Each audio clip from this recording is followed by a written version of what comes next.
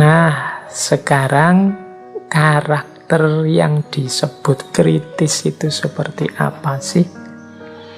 Nah, jadi kritis itu ketika seseorang mampu berpikir, kalau di situ saya tulis 6. Yang pertama logis, yang kedua objektif, yang ketiga independen, yang keempat komprehensif, yang kelima kreatif, yang keenam argumentatif. Jadi logis itu ya masuk akal, ndak tabrakan dengan prinsip-prinsip logika. Ini orang kritis. Kalau ada yang ndak logis, ya orang yang berpikir kritis akan bisa mendeteksi, oh ini ndak logis. Tadi malam katanya sakit parah, sekarang kok sudah jalan-jalan ke luar negeri dan seterusnya. Ini ndak logis. Pasti ada yang salah di situ. Oke. Itu ciri pertama. Jadi ini kalau akal kita terlatih dengan berpikir logika, insya Allah kita bisa mendeteksi ada yang tidak logis. Meskipun mungkin harus diteliti dulu, tapi secara intuitif kita merasa ada yang tidak logis, ini ada yang keliru. Yang kedua, objektif.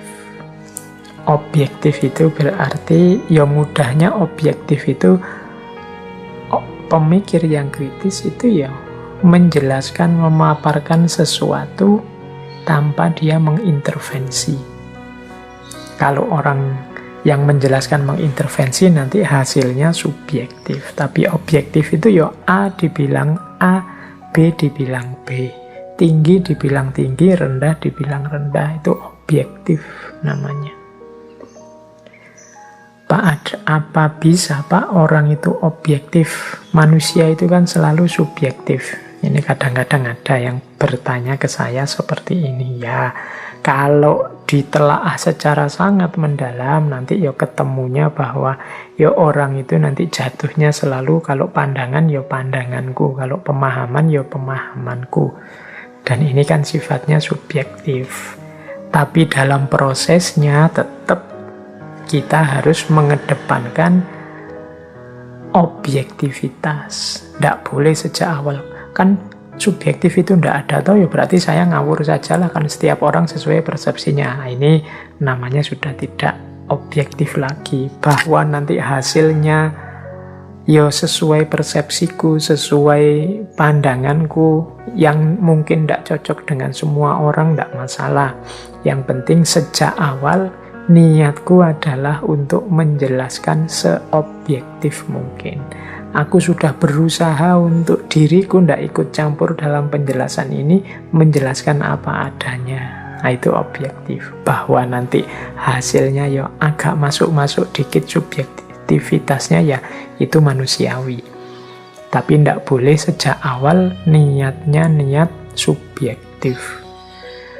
Pokoknya ini kan hakku, jadi aku menyimpulkannya suka-suka aku. Ini berarti sejak awal memang tidak niat menemukan kebenaran.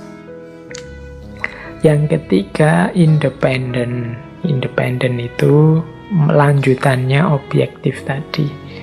Tidak bias, tidak dipaksa orang, tidak dipengaruhi orang. Memang hasil temuannya sendiri tanpa disetir oleh apapun atau siapapun. Namanya independen. Yang keempat, komprehensif.